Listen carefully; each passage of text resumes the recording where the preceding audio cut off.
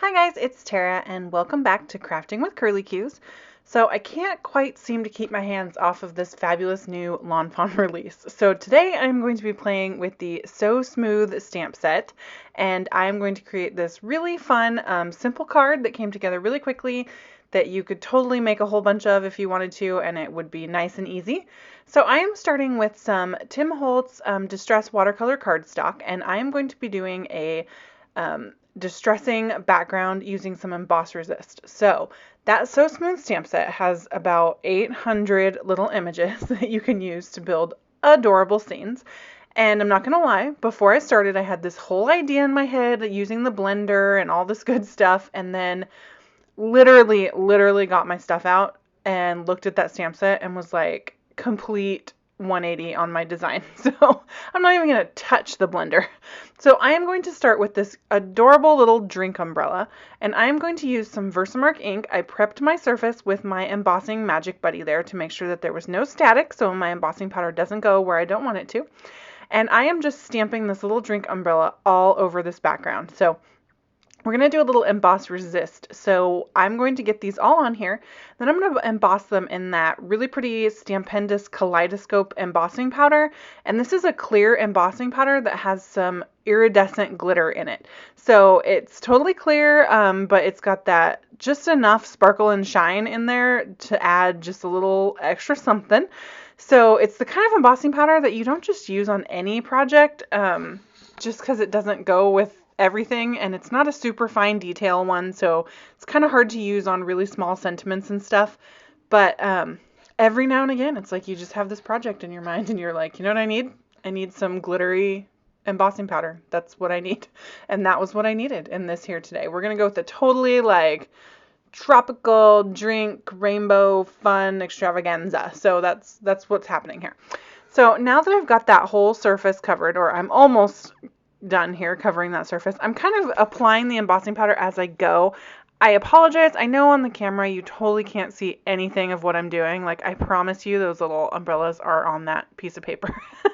But for my own reference, I kind of stop every now and again and I cover it in the embossing powder because the embossing powder is easier for me to see than just the Versamark. And that way I don't stamp the umbrellas on top of each other by accident. So I am just going to take my heat tool now and go ahead and heat that up, and you can kind of see I'm trying to get some of that sparkle on the camera for you guys, but you know, again, unfortunately the camera just doesn't like to pick up the sparkle super well, but it's really cool in real life because it's not overwhelmingly glittery, but it's just enough glittery that you get that fun glitter, so I think it's totally fun.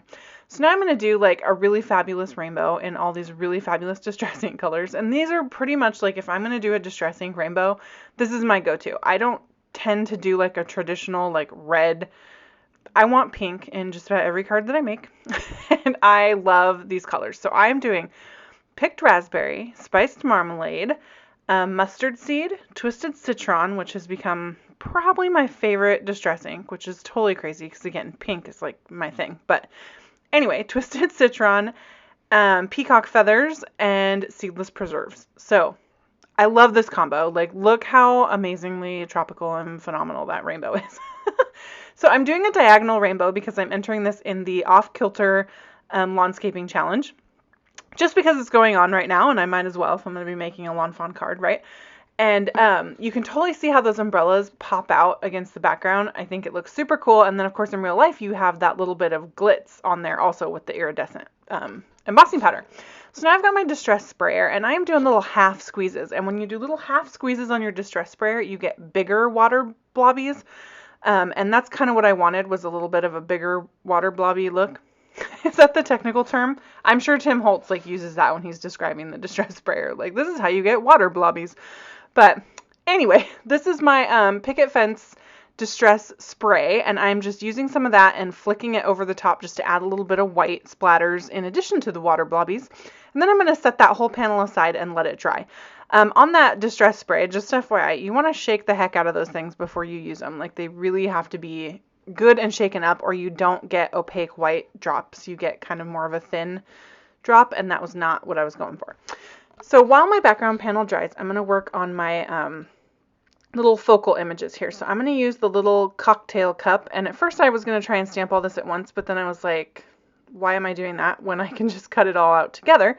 So I'm saving that little umbrella for my next step here. So this is some Neenah Solar White, 110 pound cardstock. I'm going to prep it for embossing, and then I'm going to go ahead and heat emboss this in that same sparkly embossing powder. So I'm going to stamp 2 of those little cups, and then I'm going to go in and stamp the umbrella in just one of those cups. So that's the kicky little fancy cup that gets the umbrella. And again, I apologize, it's white paper and clear embossing powder, and you can't see what I'm doing until I start coloring it. You can kind of see there how it's outlined now. And then I'll just heat set that. I wanted to make sure I got that in all those little spaces. Like I said, this is not a fine detail embossing powder. It works really great, but sometimes you kind of have to go over the small spots a couple times just to make sure that you got everything. The glitter chunks are kind of big in there. So then I'm going to heat set that. And then I almost busted out like my Copics, and then I was like, well, I have all of my distress inks just sitting here, so why don't I just make everything match perfectly and use my distress inks to color this in. So then I almost got out a water brush and did some watercoloring, but ultimately, guys, I was being really lazy, so that won out. So I picked up my blender pen, and I am just going to use the inks and my blender pen to color these in. So you can see I just squished some of that ink onto my craft mat, and then I'm taking the blender pen and just kind of dipping it in the ink, and then I'm just applying it where I want it to be the darkest on the paper, and then going back in and kind of blending it out. So this does not give you a perfect blend. This is not Copic coloring by any means, but I thought that was part of what made it look cool. The other thing that kind of happened is because I'm using Neenah paper, it's not made for a lot of moisture, and this got kind of wet with the blending and such, and so I did get a little bit of pilling. But honestly, I thought it kind of added some cool texture to my glasses. So, hey, I love when mistakes totally work in your favor, right? So I colored these drinks in with the picked raspberry and the spiced marmalade. So we've got, I don't know, some fruity daiquiris of some sort going on. And then you can see on the in between each color, I'm kind of scribbling up in the corner, and I'm just getting the color off of my blender pen so that when I pick up the next one, it doesn't all mix in together. I'm coloring in the glass with a tiny bit of the peacock feathers. So like I said, I'm just using all the supplies that were already out of my desk to do this. So if you guys aren't familiar, a blender pen is just it's a white clear pen that's got some sort of solution in it. I don't know the technicalities of a blender pen, but it doesn't have any color. It's just got some sort of solution that makes ink kind of blend and spread. So you could use this I've used it with my dye ink pads. I've used it with my pigment ink pads. I really like to use it with my metallic ink pads, and then I get kind of a metallic-y, I've done a spacesuit with the silver metallic and such. And so it's just another way to use your inks in a different way. So, and I just now realized as I'm narrating this that I did not zoom in for my coloring. I usually zoom down into the image. So I apologize, guys.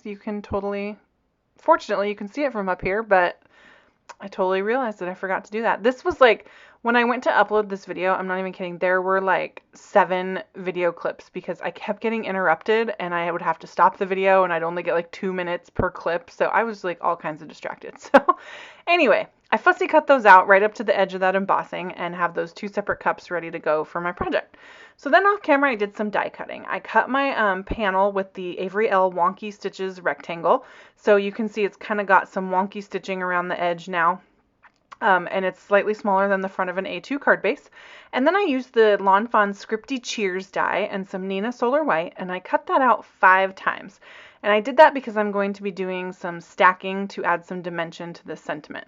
So I took my Seedless Preserves. I tried to pick a color that wasn't right in the middle of my rainbow panel there, and I decided that this one was the best because that glass was already the pink. Otherwise, I totally would have gone with pink.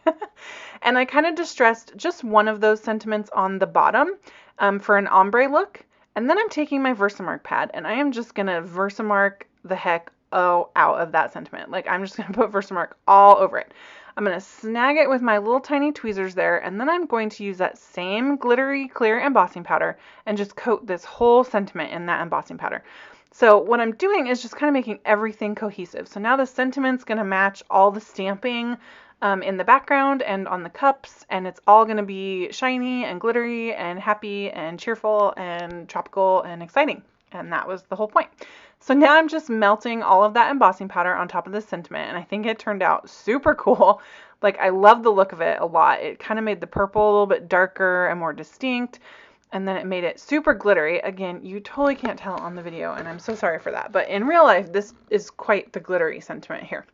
So now I'm going to take all of these die cuts and I'm going to start layering them up to make this dimensional and pretty much turn it into essentially like a chipboard piece that goes on the front of my card. So what I'm doing now that's taking me forever is popping out all the little doodads like in between the E and the S swirls and all that good stuff. So this die cut came out like at Christmas, like for like a Christmas cheers or whatever, and I had never used it. And when I saw this glass on this So Smooth stamp set, I was like, I could totally use that die cut and make have the glasses clinking. I thought that was great. So you can see I used my Zig Glue pen to cover one of those die cuts in the adhesive, and then I'm just lining up the other ones and putting them right on top. And I'm just going to do the exact same process for all 5 of these, and of course have the fun heat embossed ombre one on the top.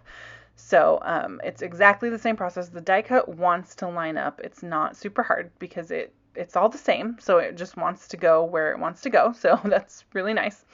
And now I'm going to go ahead and assemble my card. So I have a side folding A2 card base made from some Neenah 110-pound Solar White cardstock. I'm going to use my ATG gun to get my panel all nice and sticky here.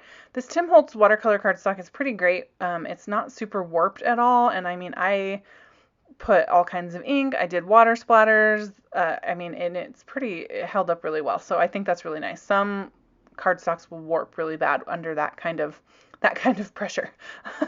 So I had used a Lawn Fawn stitched circle die to cut a circle out of some vellum. I wanted a little something behind my sentiment and my glasses just to make them stand out a little bit, but I didn't want to lose the background. Like, I wanted the card to mostly be the background, but I tried putting them on there without anything, and it was too much. It was too much tropical happiness. It was overwhelming. So I glued the cheers onto the vellum, and now I'm going to put some foam tape on top of these little drinks. And the main reason I'm doing this, in addition to just adding some fun texture and pop-up elements to the card, is that cheers is now super thick, and I wanted the drinks to kind of be on the same level as the cheers as opposed to back further on the card base. So I'm putting little bits of foam tape behind all the drinks so that they will pop up. You can see those little teeny tiny ones down underneath the bottom of the glasses. That was pretty funny. I always lose them. Like, I cut them that small and then they stick to my scissors or they stick to my fingers. I can't figure out where they went. It's kind of amusing. So now I'm going to adhere these glasses onto that vellum circle.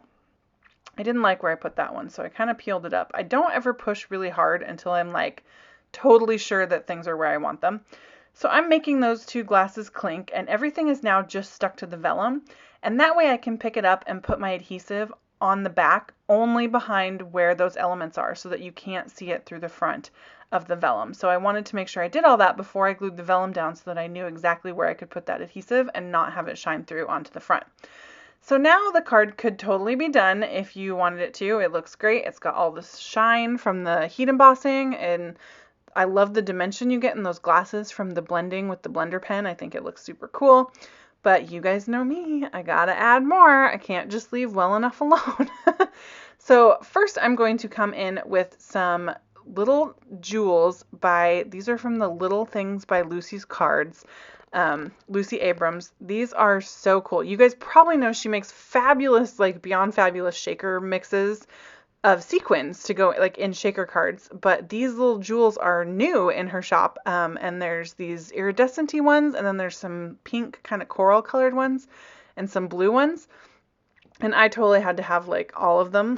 When I saw them, I was like, how unique is that? Like, they're just really fun. Like, they're way more dimensional than like just your normal rhinestones that come on a sheet. These come like in a baggie like sequins do.